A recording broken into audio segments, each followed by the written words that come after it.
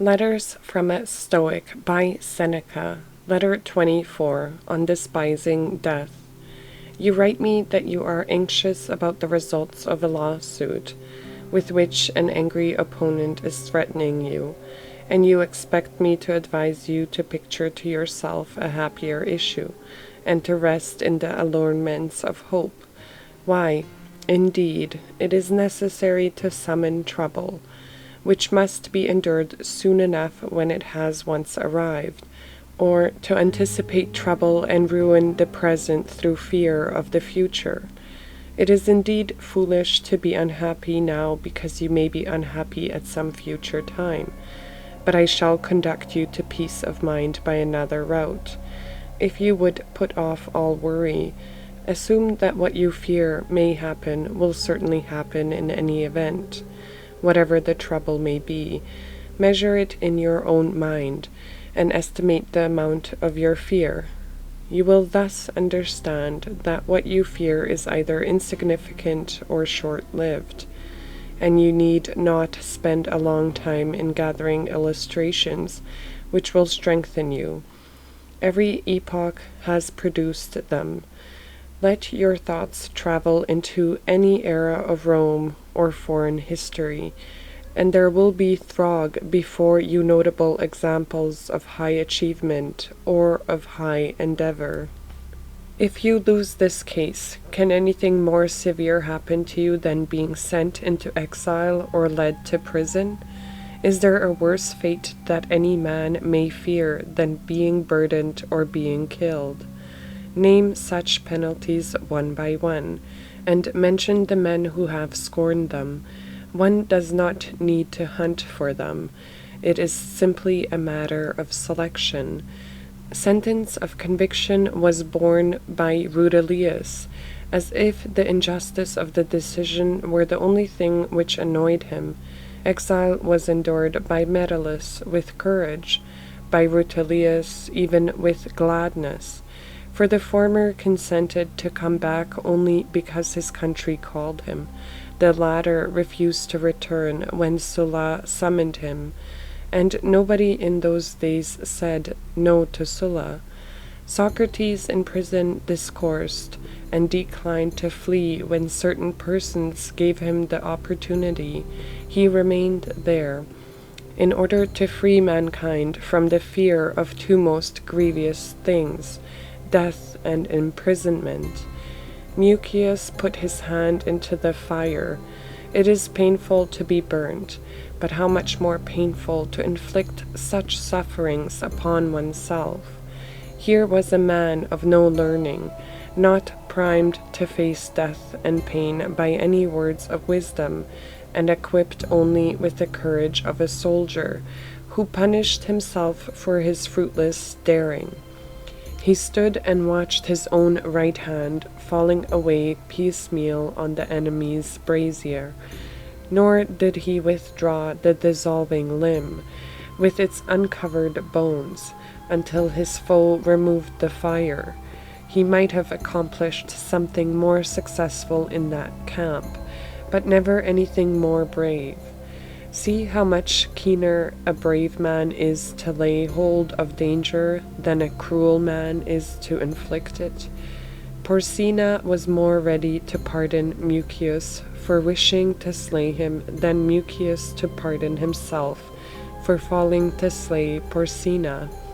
Oh, say you, those stories have been droned to death in all the schools. Pretty soon, when you reach the topic on depressing death, you will be telling me about Cato. But why should I not tell you about Cato? How he read Plato's book on that last glorious night, with a sword laid at his pillow. He had provided these two requisites for his last moments. The first, that he might have the will to die, and the second, that he might have the means. So he put his affairs in order, as well as one could put in order that which was ruined and near its end, and thought that he ought to see to it that no one should have the power to slay or the good fortune to save Cato. Drawing the sword which he had kept unstained From all bloodshed against the final day, he cried, Fortune, you have accomplished nothing by resisting all my endeavors. I have fought till now for my country's freedom, and not for my own. I did not strive so doggedly to be free, but only to live among the free. Now, since the affairs of mankind are beyond hope, let Cato be withdrawn to safety. So saying, he inflicted a mortal wound upon his body. After the physicians had bound it up, Cato had less blood and less strength, but no less courage. Angered now not only at Caesar, but also at himself, he rallied his unarmed hands against his wound, and expelled rather than dismissed that noble soul which had been so defiant of all worldly power. I am not now heaping up these illustrations for the purpose of exercising my wit, but for the purpose of encouraging you to face that which is thought to be most terrible, and I shall encourage you all the more easily by showing that not only resolute men have despised that moment when the soul breathes its last, but that certain persons, who were craven in other respects, have equalled in this regard the courage of the bravest. Take, for example, Scipio, the father-in-law of Gaius Pompeius. He was driven back upon the African coast by a head-wind, and saw his ship in the power of the enemy. He therefore pierced his body with a sword, and when they asked where the commander was, he replied, All is well with the commander.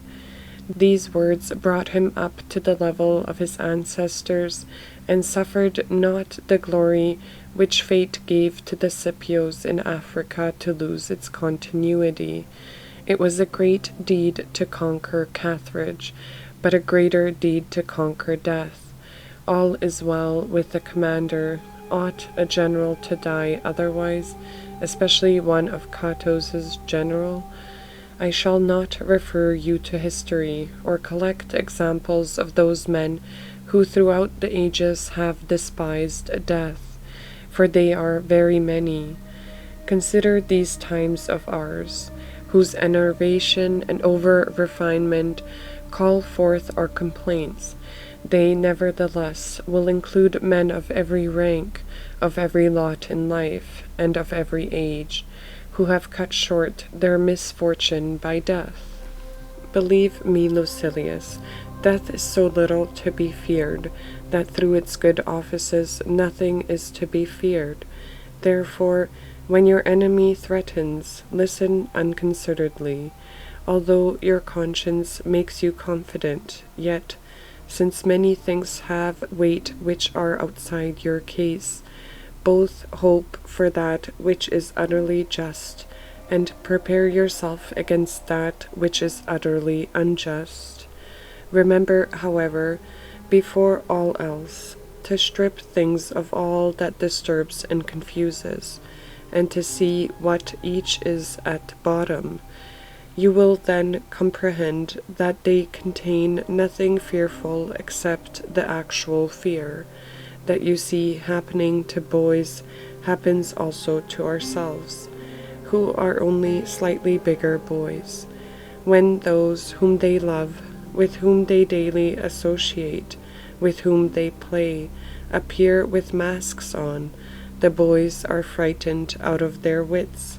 We should strip the mask not only from men, but from things, and restore to each object its own aspect. Why dost thou hold up before my eyes swords, fires, and a throng of executioners raging about thee? Take away all that vain show, behind which thou lurkest, and scarest fools. Ah, thou art naught but death, whom only yesterday a manservant of mine and a maid-servant did despise.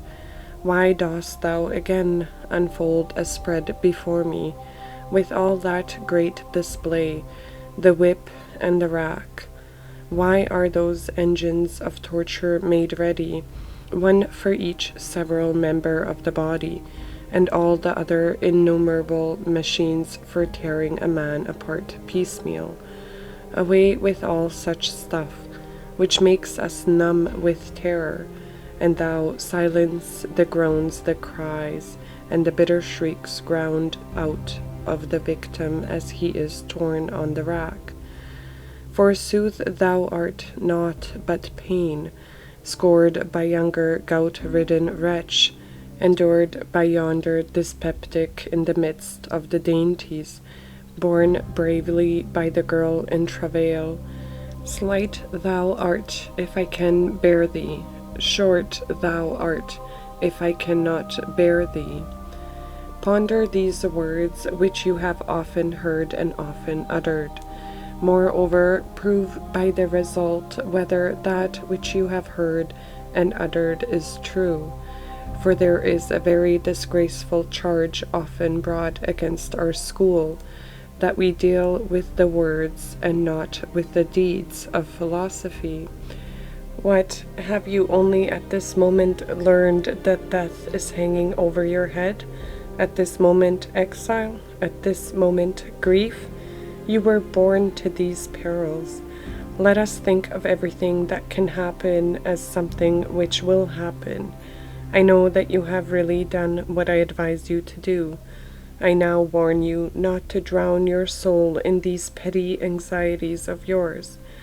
If you do, the soul will be dulled and will have too little vigor left when the time comes for it to arise. Remove the mind from this case of yours to the case of men in general. Say to yourself that our pretty bodies are mortal and frail. Pain can reach them from other sources than from wrong or the might of the strong. Our pleasures themselves become torments. Banquets bring indigestion, carousels paralysis of the muscles and palsy. Sensual habits affect the feet, the hands, and every joint of the body. I may become a poor man, I shall then be one among many. I may be exiled, I shall then regard myself as born in the place to which I shall be sent. They may put me in chains. What then? Am I free from bonds now? Behold this clogging burden of a body, to which nature has fettered me. I shall die, you say. You mean to say, I shall cease to run the risk of sickness. I shall cease to run the risk of imprisonment. I shall cease to run the risk of death.